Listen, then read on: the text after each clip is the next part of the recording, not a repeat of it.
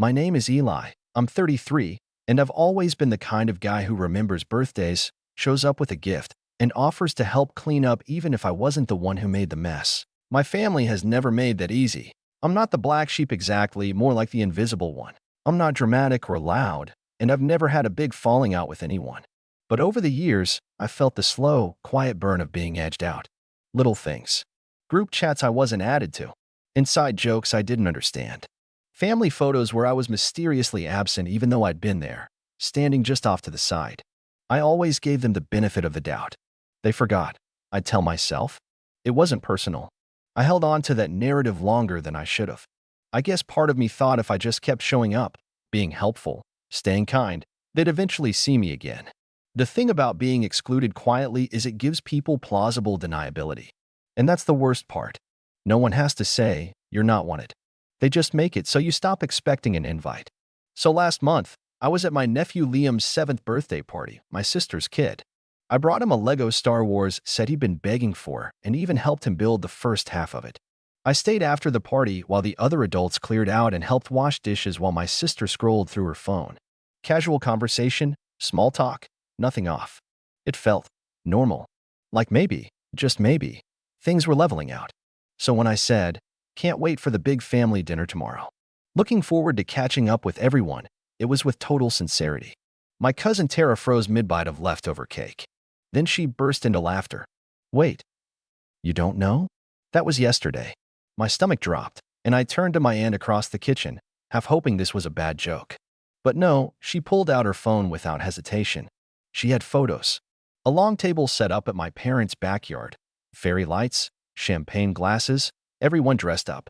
To my horror, even extended family I hadn't seen in years were there. Toasts, speeches, kids playing, group shots. It wasn't some thrown-together backyard barbecue, it was the family dinner. The one my mom hosts every summer, the one that's basically a reunion. My aunt started swiping through the gallery like she was showing me vacation photos.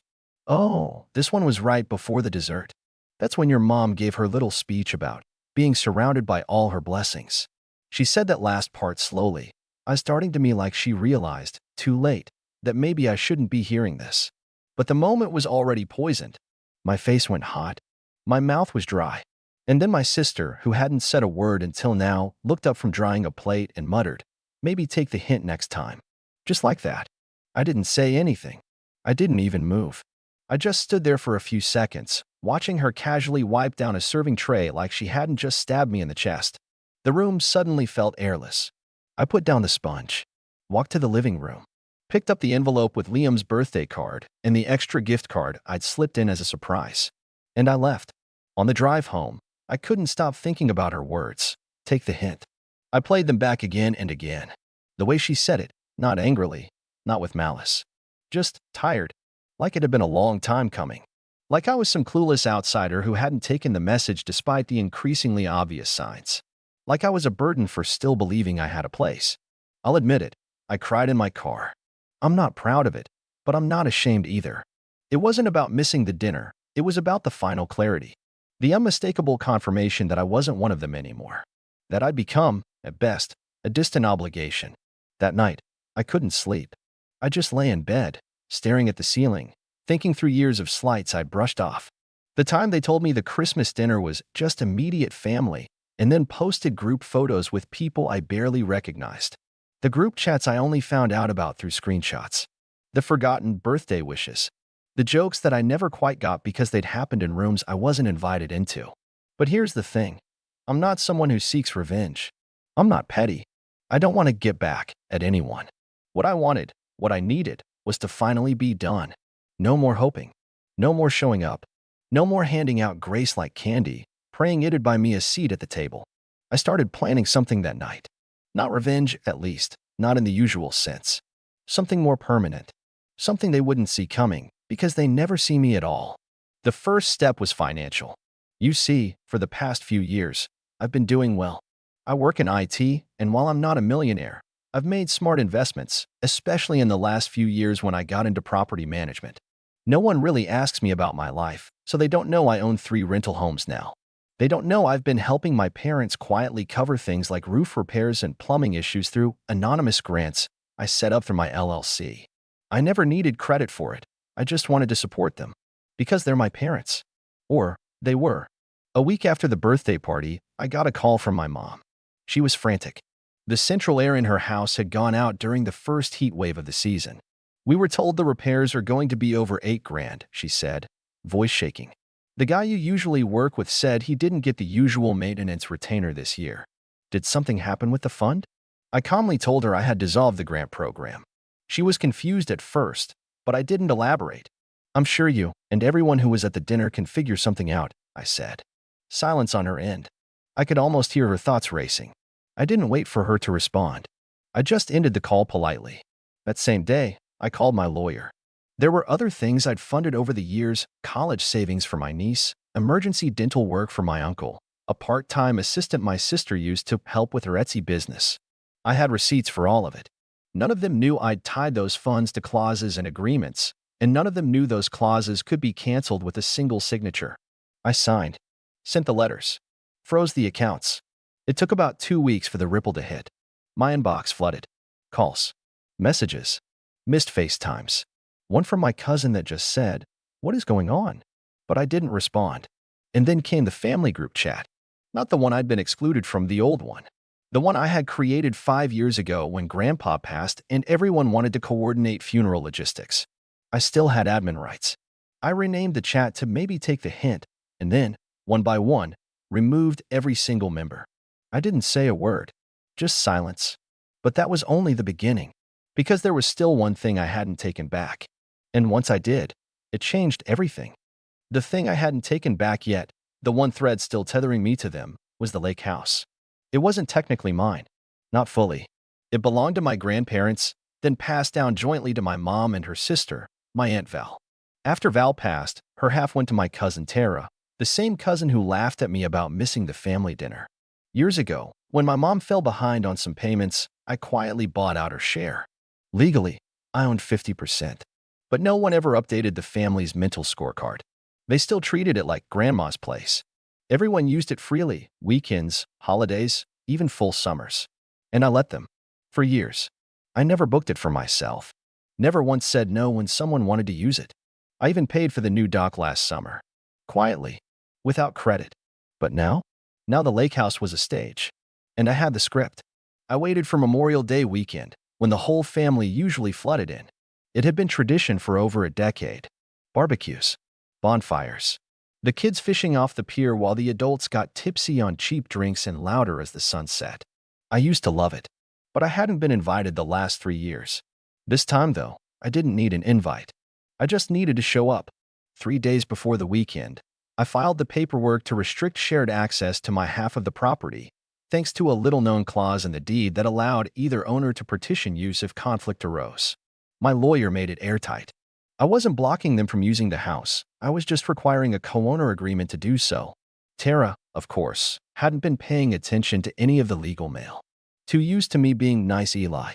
Friday morning, I drove up early, unlocked the house, parked my truck sideways in the driveway so no one could pull in behind me.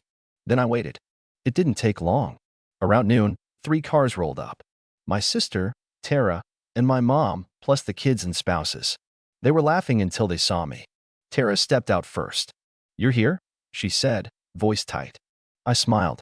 "It's Memorial Day. Thought I'd enjoy the lake." She walked right up to me, arms crossed. "Well, we plan to stay the weekend." I told Mom she could have the master. "That's going to be a problem," I said, not unkindly. "The house is locked for co-owner review. You would have seen the notice if you opened your mail."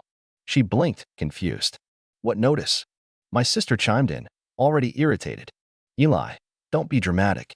We've been coming here forever. Just because you weren't invited to one dinner." I held up a hand. Calm. It wasn't one dinner.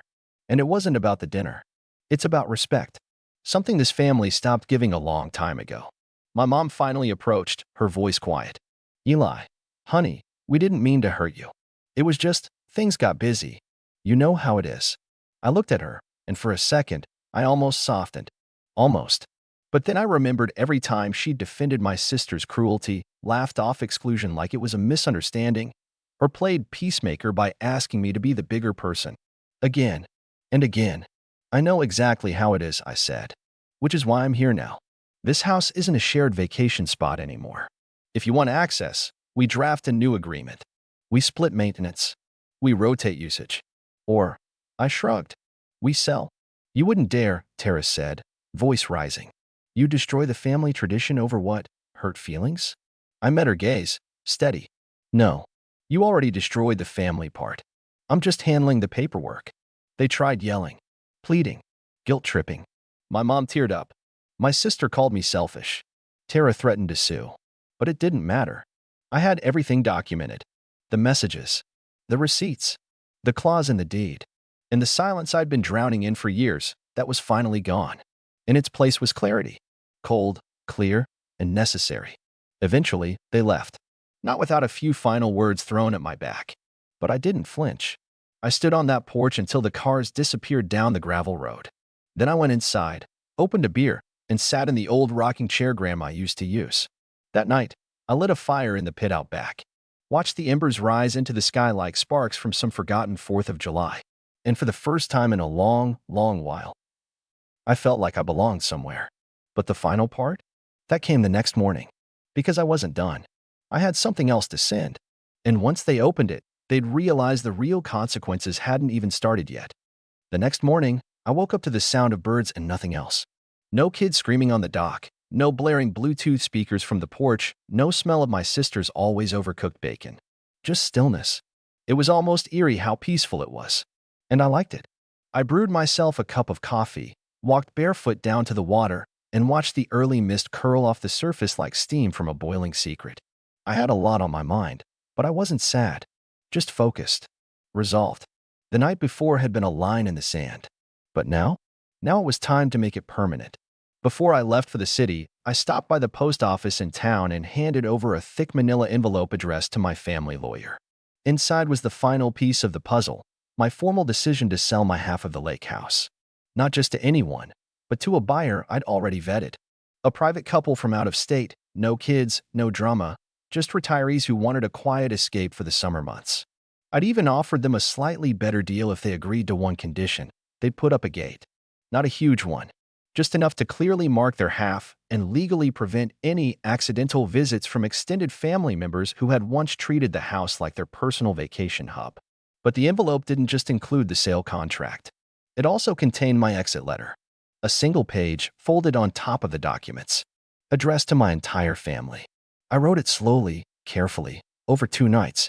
I didn't want to be cruel, I just wanted to be honest. Brutally, surgically honest. Here's a part of what it said. To everyone who forgot me, you may not have realized it, but over the years, I became a ghost in this family. Not because I drifted away, but because you quietly pushed me there. With your exclusions, your silence, your smug smirks when I'd show up still believing I mattered. I was the helper, the giver, the quiet one, that extra at the table. I never asked for much, just a chair and a little kindness. But your message has been clear. I'm not family. I'm a resource, a wallet, an afterthought, a punchline. So now, I'm taking the hint. You won't have to forget to invite me anymore. You won't have to roll your eyes when I show up or whisper in the kitchen when I leave the room. I'm done with all of it. I'm not angry. I'm not vengeful. I'm simply done. This house? It was the last place where I still felt tethered to any kind of belonging. And now, I've let it go. The buyers are sweet. They'll take care of it. And don't worry, they won't tolerate uninvited guests. Not even on holidays. Consider this letter your official notice. I'm no longer available for guilt, gaslighting, or group chats. I wish you all well. Truly. But from now on, my peace comes first. Eli. 3 days later, my phone buzzed nonstop. Missed calls. Voicemails. A flurry of texts that went from confused to panicked to furious in the span of hours. My sister, who hadn't said a kind word to me in over a year, suddenly had a lot to say. Things like, "You're breaking Mom's heart," and "You're acting like a child." My cousin Tara sent a wall of texts that started with, "Are you seriously selling the house?" and ended with, "You'll regret this." But the one that really stuck with me came from my mom. It was just one sentence. "Why are you doing this to us?" I stared at that message for a long time. I almost replied. I even typed a few different things, some sharp, some gentle, one version that just said, "Because you let them." But I deleted it all. Because she already knew. A week later, the sale closed. The new owners took over. The family tried to block it, But since Tara hadn't kept up with her share of the maintenance taxes and I had majority rights on the deed thanks to a little-known clause I'd activated through my LLC, they couldn't stop it. Legally, financially, emotionally, it was done. Summer came and went. They ended up renting a lake Airbnb 2 towns over. I saw the photos on my cousin's Instagram. Different doc. Same forced smiles. Same energy of pretending nothing had changed. Except, it had. Because the next time they needed a favor, there was no Eli to call. No silent supporter to pick up the slack. No wallet with feelings, as they once called me behind my back on a hot mic during a group Zoom I wasn't supposed to hear. And while they scrambled to adjust, I was building something better. A life where I wasn't invisible. A new circle of friends who saw me, appreciated me, laughed with me, and never once made me beg for a seat at the table. It wasn't about revenge. It was about release. But don't get me wrong. There was one more twist. Because 2 months after the house sale finalized, something interesting happened at work. My company launched a new mentorship initiative, a paid program where we invited applicants from across the region to train in IT and project management. It was designed for people looking to start over. Guess who applied? Tara. She didn't realize the application would land directly on my desk. And she definitely didn't expect the little note I stapled to her rejection letter. Just 6 words. Maybe take the hint next time. The weeks that followed were quieter than I expected. No more calls. No more texts. It was as if, after years of silent dismissals, the silence had finally become mutual. And for once, I didn't feel like I had to fix it. I stopped checking their social media. I removed myself from the last remnants of family email threads. My phone was still, and my mind was clearer than it had been in years. But clarity doesn't mean peace comes easy. There were nights I lay awake wondering if I'd gone too far. If I should have just kept being the quiet one. The dependable one. The one who bit his tongue for the sake of keeping a fragile family illusion intact. That internal guilt had been a well-worn jacket, familiar, even comforting in its own twisted way. But guilt, I realized, is a tool manipulators use when outright control doesn't work anymore. It was hard to let it go. But I did. Because something else started growing in its place, something stronger. Dignity. A sense of boundaries. A strange but welcome pride in the fact that I had, for the first time, chosen myself over people who had proven again and again that they wouldn't have chosen me. Work got better too. I got promoted. Turns out when you're not constantly drained by toxic family dynamics, your brain has more room to thrive. I finally took that trip to Kyoto I'd been putting off for years. Went solo. Spent 2 weeks wandering through bamboo forests and sipping matcha on quiet balconies. I didn't post about it. Didn't announce it to the world. I just lived it. Fully, quietly, for myself. The final thread unraveled on Thanksgiving. Traditionally, it was hosted at my parents' house. A big production. Stuffing recipes copied from Grandma's old notes. My dad's dry turkey. The usual arguments over who got to sit closest to the fireplace. And me, of course, if I was invited, usually stuck at the far end of the kids' table or in the folding chair by the door. No one really noticed when I stopped coming a few years ago. But this year, things were different. That morning, I got a knock at my door. It was my father. I hadn't seen him in nearly a year. He looked older. A little thinner. His once jet black hair was grayer than I remembered. He was holding a foil-covered dish. His eyes were bloodshot. Not from crying, I don't think. Just the kind of long, slow wear that happens when life finally forces a man to sit with his choices. "Can I come in?" he asked. I didn't answer. I just stepped aside. He sat down at my kitchen table and put the dish down. He didn't offer it. Didn't explain it. Just stared at the wood grain for a while like it held answers he didn't have. "Your mother's not doing well," he finally said. I nodded. That tends to happen when you lose control over people. He flinched. Whether it was the words or the calm way I said them, I'm not sure. "She's sorry, Eli. She says it every day." I poured him a glass of water and sat across from him. She had years to say it to my face. He looked like he wanted to argue. Then he sighed and said, "You were right to walk away." I didn't expect that. He continued, "I told her we should have handled things differently. That we shouldn't have treated you like some outsider in your own bloodline. I tried to talk to your sister about it. She says you're being dramatic, that you're holding a grudge." I laughed softly. Not out of amusement, just disbelief. Of course she does. She's not doing so well either. Her Etsy shop folded. She's staying with us now. Your mother's under a lot of stress. And he looked up at me finally, really looked. "I'm not here to guilt you. I'm here because I realized something. You weren't the one who abandoned the family. We abandoned you. And we just got used to the idea that you'd never push back. The silence between us sat heavy. Then he added, I read your letter. I raised an eyebrow. The one you sent to the lawyer.